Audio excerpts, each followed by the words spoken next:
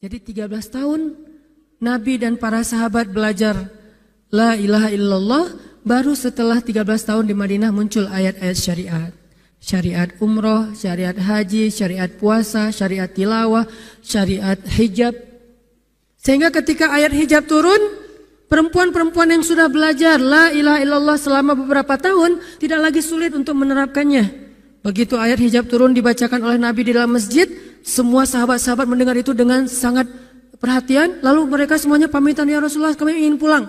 Ngapain pulang? Mau ngasih tahu ke istri-istri kami supaya berhijab. Emang kamu punya istri? Oh ya enggak. Ada yang jomblo berharap punya istri, terus ngasih tahu ke siapa yang jomblo-jomblo? Itulah kasihannya ya. Enggak bisa ngasih tahu ke kakaknya, adeknya, apalah siapalah, mantannya mungkin. Pulang ngasih tahu ke istri-istri mereka, saudari-saudari mereka, putri-putri mereka, dan perempuan yang mendengar ayat ini dibacakan langsung menutup kepala mereka dengan benda apapun yang ada di tangannya. Mau jemuran, mau baskom, mau apa. Pokoknya pegang apa, tutup langsung. Hijab. Kenapa? Ini perintah Allah.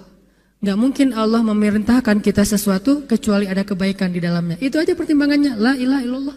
Bukan kenapa? Kan lebih nyaman gak pakai hijab. Kan ini, kan itu. Enggak. Satu aja alasannya. Alasan la ilaha illallah. Kalau ini perintah Allah, sami'na wa ata'na. Itu dampak dari la ilaha illallah. Dikasih perintah sesulit apapun, termasuk Zainab dengan Zaid bin Harisah. Pernah kan baca kisah Zainab di surat Al-Ahzab? Mungkin kapan-kapan kita bahas itu. Efek dari la ilaha illallah. Tiba-tiba Nabi datang kepada Zainab. Sebetulnya Zainab ini ada hati kepada Nabi Muhammad. Siapa sih yang gak punya hati untuk Rasulullah ya? Semua cewek juga pasti mengidam-idamkan pengen jadi istri Nabi. Karena otomatis istri Nabi itu adalah dijamin surga. Siapa yang gak pengen jadi istri Nabi di surga nanti punya rumah, satu rumah dengan Nabi, kan keren banget. Kita bisa jadi tetangga Nabi aja di surga udah keren banget, apalagi serumah dengan Nabi. Semua cewek juga pengen jadi istri Nabi, termasuk Zainab, dan itu hal yang wajar. Pas Nabi datang ke rumah Zainab, Zainab udah kegeeran. Nabi bilang kepada keluarga Zainab, saya ingin melamar Zainab. Zainab udah bahagia. Untuk Zaid, untuk Zaid, bukan untuk Rasulullah. Zaid?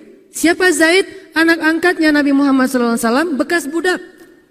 Mirip-mirip dengan Julaibib.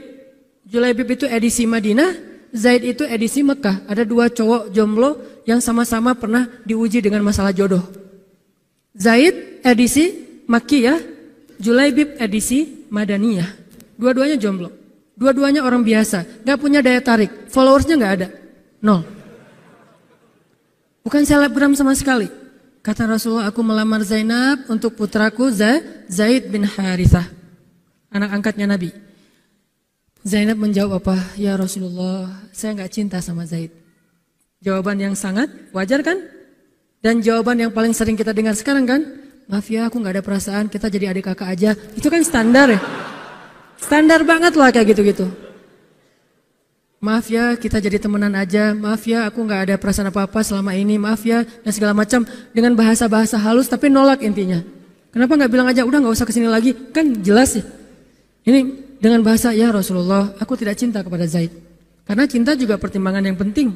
Dan Nabi juga tidak mengizinkan kita menikahkan putri kita dengan seseorang yang putri kita tidak berkenan dengannya. Tetap harus ditanya, ya Rasulullah, saya tidak cinta dengan Zaid. Turun ayat. Katakan kepada orang-orang yang beriman, laki-laki dan perempuan, kalau Allah sudah memerintahkan sesuatu, tidak ada kalimat yang keluar dari lisan mereka kecuali sami'na wa ata'na. Nabi bacakan ayat ini kepada Zainab. Zainab mendengar, ya Rasulullah, Allah yang menyuruh ini. Ya kata Rasulullah, sami'na wa ata'na. Kebayang gak tuh? Efek dari apa? La ilaha illallah. Jadi la ilaha illallah itu bukan cuma kalimat zikir, bukan cuma kalimat doktrin ideologi, bukan cuma masalah teologi secara teoritis, bukan. Ini dampaknya kepada akhlak, dampaknya kepada ibadah, dampaknya kepada banyak pilihan hidup dari la ilaha illallah. Orang kalau nggak baik la ilaha illallah pasti susah memilih pilihan-pilihan dalam hidupnya. Kalau tidak baik la ilaha illallah pasti susah untuk berperangai, sabar, memaafkan. Itu semuanya ada hubungannya dengan la ilaha illallah. Sama kayak Abu Bakar, ketika dia sakit hati kepada orang yang memfitnah anaknya, dia cari tahu siapa orang yang pertama menyebar hoax tentang Aisyah, ketahuan, dilaporin, diperkarakan sama Abu Bakar. Tiba-tiba turun ayat dari Allah, janganlah orang yang memiliki kelebihan harta di antara kalian bersumpah untuk tidak lagi membantu saudaranya gara-gara sakit hati. Hendaklah dia berlapang dada dan memaafkan. Itu perintah Allah, berlapang dada dan memaafkan. Terus konsekuensinya apa? Balasan janji Allah apa? Ala tuhibbuna ayyaghfirallahu lakum? Tidakkah kamu suka jika Allah memaafkan juga kesalahan-kesalahan kamu? Jadi deal-dealannya dengan Allah, bukan dengan makhluk. Enak aja saya maafin dia, untung di dia, rugi di saya. Enggak. Kalau kita transaksinya dengan makhluk, kita rugi. Tapi kalau kita transaksinya dengan Allah, kita untung. Libatkan Allah dalam urusan kita. Dan ini gak mungkin kita lakukan kalau gak baik. La ilaha illallahnya. Allah nawarin kepada Abu Bakar, ala tuhibbuna ayyaghfirallahu lakum? Tadinya Abu Bakar kesel banget sama tuh cowok. Terus turun ayat ini, wal ya'fu wal yasfahu. Hendaklah dia memaafkan dan berlapang dada. Abu Bakar berat. Tiba-tiba Allah katakan, ala tuhibbuna ayyaghfirallahu lakum? Bala ya Rob, kata Abu Bakar, tentu ya Allah kalau gitu saya akan maafkan demi supaya Allah memaafkan kesalahan saya. La ilaha illallah. Zainab, sami'na wa ata'na. Ya udah saya terima Zaid ya Rasulullah. Alhamdulillah. Datang Nabi ke Zaid, Zaid mau nggak nikah sama Zainab? Sebetulnya mau banget, tapi nggak pede. Zaid takut Zainab nanti jadi terpaksa menikah dengan Zaid, jadi nggak nyaman. Zaid juga nggak mau menyulitkan Zainab. Ya Rasulullah, saya nggak pantas untuk Zainab. Kata Zaid. Dibacakan lagi ayat ini, ya Zaid ini perintah Allah. Oh gitu ya Rasulullah, sami'na wa ata'na. Buat Zaid sih gampang lah ya. Udah ada legalisasi ini dari Allah. Kalau gitu, ini bukan saya ya Rasulullah yang mau ya, Allah kan yang nyuruh. Ya, saya emang nggak mau maksa gitu ya. Tapi kalau Allah yang nyuruh, ya udah apalagi saya nggak punya pilihan dong gitu. Padahal Zainab siapa sih yang nggak mau cowok sama Zainab? Nikahlah Zainab dengan Zaid dan yang menjadi semacam khutbah nikahnya adalah Rasulullah SAW. Kebayang nggak Zainab tuh punya hati ke Rasul, tapi Rasul yang mengkhutbahi nikah Zainab dengan orang yang Zainab nggak cintai. Kebayang nggak perasaan Zainab tuh? Ketika akad nikah, Nabi jadi saksi. Saya terima kata Zaid nikahnya Zainab binti Jahsy dan segala macam. Zainab kebayang nggak ada Nabi di situ? Lalu setelah selesai akad nikah ditanya kepada Nabi, sah ya Rasulullah? Sah. Dan Nabi juga nggak mau mempersulit. Nggak sah. Kenapa? Harusnya sama saya? Enggak. Nabi orangnya fair. Nabi orangnya bijaksana. Orangnya dewasa. Nggak kayak kita. Kita tuh bahaya banget jadi saksi kalau jadi mantan. Pasti nggak sah. Dan Nabi nggak gitu. Sah langsung di kali pertama. Kebayang Nabi memberi nasihat kepada Zainab. Nasihat kepada Zaid. Zainab, aduh kenapa bukan Nabi ke tempat Zaid. Tapi apa?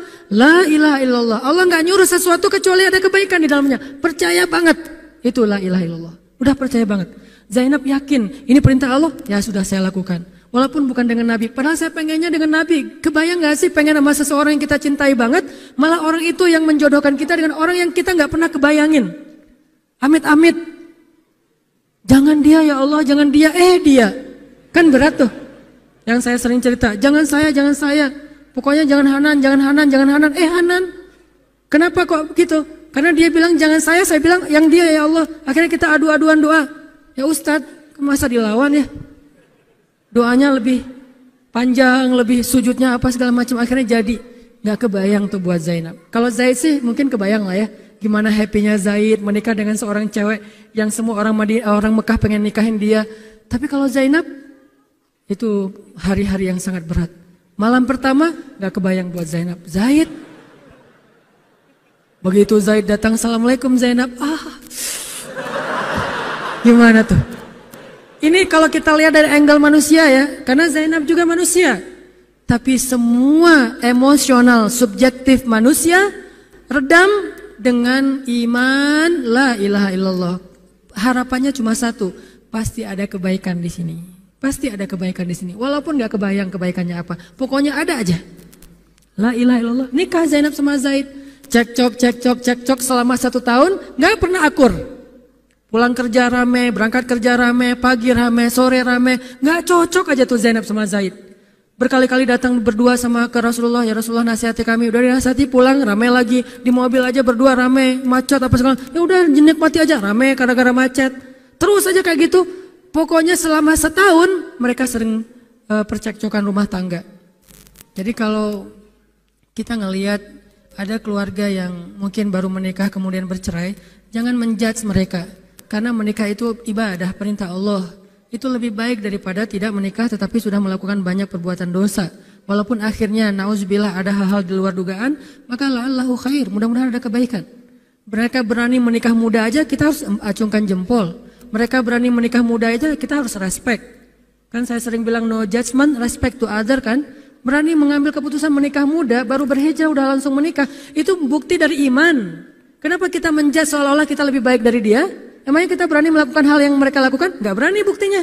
Berarti dia lebih baik daripada kita. Walaupun kesudahannya, kalau mereka bercerai setelah menikah baru beberapa lama, ada yang lebih soleh dari mereka juga bercerai baru setahun menikah. Zainab dengan Zaid, dua-duanya dijamin surga. Dua-duanya dijamin surga. Pernikahan mereka cuma bertahan setahun. Setahun kemudian, Zaid datang kepada Rasulullah. Zaid bilang, ya Rasulullah, kayaknya udah gak bisa dipertahankan hubungan saya dengan Zainab. Zaid, sabar. Rasul ketika Zaid mau datang, sebetulnya udah dapat bocoran dari Allah. Allah udah ngejapri Rasulullah dalam bentuk ilham. Japrian Allah kan ilham ya. Japrian kita kan WA, itu juga habis kuota gak kebaca-baca. Kalau japrian Allah ke Rasul ilham. Ilhamnya apa? Kalau nanti Zaid datang, nanti baca di surat Al-Ahzab. Kalau nanti Zaid datang kepadamu meminta nasihat tentang Zainab, bilang kepada Zaid, ceraikan istrimu. Kalau udah diceraikan, nanti kamu nikahi Zainab. Ini perintahnya juga berat buat Nabi nih.